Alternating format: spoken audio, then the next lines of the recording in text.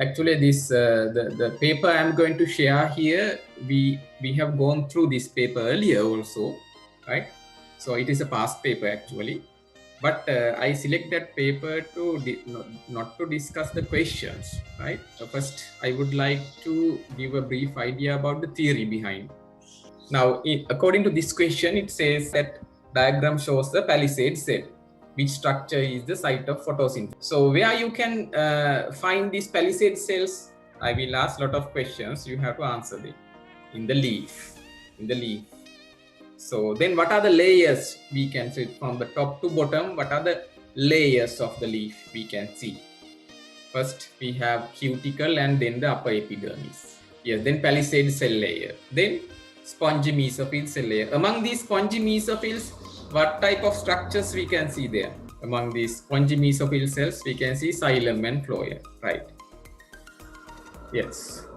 Now, this is the leaf structure. Yes, as we discussed, we have the cuticle, upper epidermis, palisade mesophyll, spongy mesophyll, and then the xylem and the phloem. Xylem and the phloem. And the other part is the lower epidermis. The lower epidermis has very specialized cells, that is the guard cells. The two guard cells are there to make the stoma. Stoma is there, and the plural verb is stomata.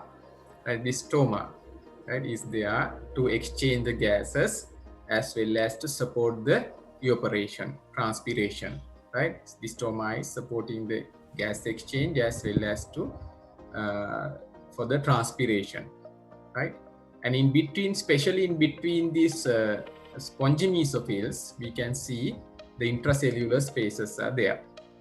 These intracellular spaces are very supportive to the move water molecules as well as the air molecules in between the cells.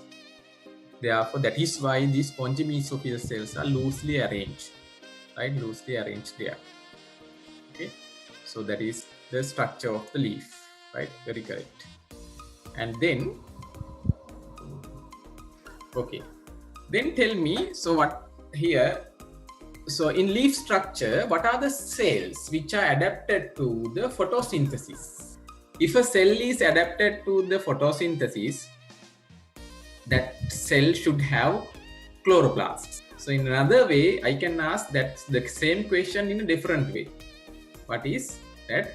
So what are the cells which are having chloroplasts in the leaf?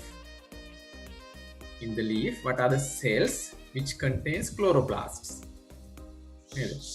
If a cell contains chloroplast, that means that particular cell is adapted for the photosynthesis.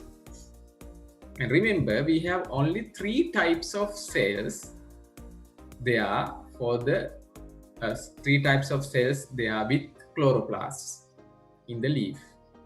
Therefore, 3 types of cells are adapted for the photosynthesis. What are those cells? Those cells are palisade mesophyll cells, spongy mesophyll cells, and guard cells only. Remember, upper epidermal cells are not having chloroplasts. They are not carrying out the photosynthesis. The palisade mesophyll cells have chloroplasts. Spongy mesophyll cells have chloroplasts. And from the lower epidermis, only the guard cells are having chloroplasts.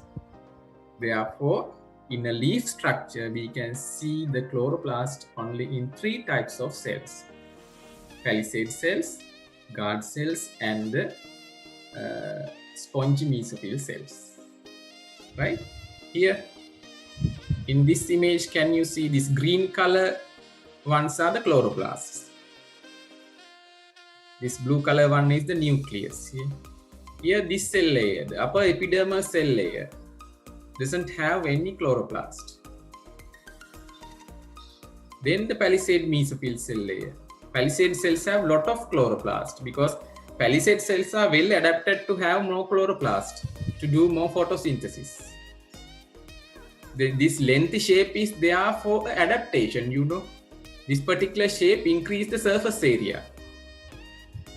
Right, this column shape increase the surface area. That means it increase their surface to have more chloroplasts. then it can absorb more sunlight and it can do more photosynthesis. That is why it has this shape, It's a particular adaptation of these palisade cells. Right? And then spongy cells, they also have chloroplasts. They can do, right? So they can do this photosynthesis. And also the guard cells. Guard cells also have the chloroplasts. Only guard cells, remember, not the other epidermal cells, the low epidermal cells. The other low epidermal cells, normally they do not have chloroplasts. Only guard cells. Therefore, remember, only here the palisade, spongy and guard cells are having the chloroplasts there, right? Chloroplasts. So they are the cells which support the photosynthesis. Others are not supporting the photosynthesis normally. So then this particular cell, this shape in a leaf, this shape is given by the palisade cell. That is obvious. Palisade cell, right? So A should be the nucleus then. And this particular structure should be D, should be the vacuole. And C should be the cell wall, the cell wall. C should be the cell wall. And B should be the chloroplast. And that is the site of photosynthesis then. B is the site of photosynthesis, right? Then we can select that answer using that knowledge. Okay. Right.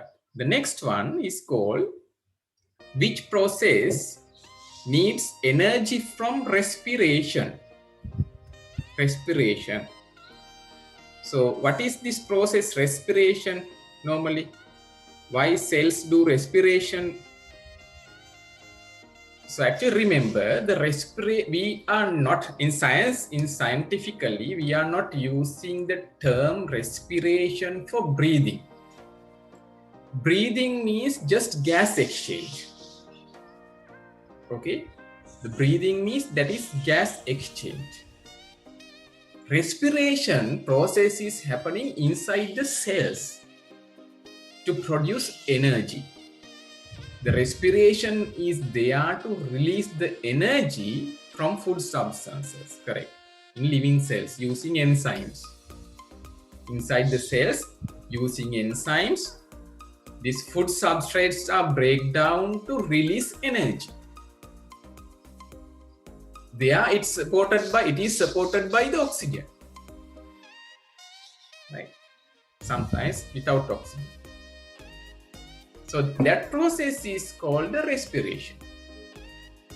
Breathing in our lungs, we are not that commonly, generally it identifies the respiration, but that is wrong. That is gaseous exchange, gas exchange in the alveoli. That is gas exchange. So remember, the respiration is the process where we produce energy. And there are two types of respirations. What are they? Aerobic respiration and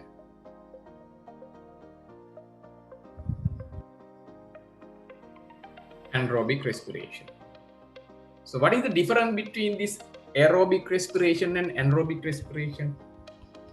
What is the major difference?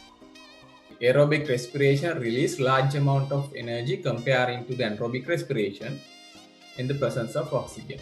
But anaerobic respiration release less amount of energy without oxygen. And then what is the common substrate cells used for aerobic and anaerobic respiration? Glucose is the common substrate, right?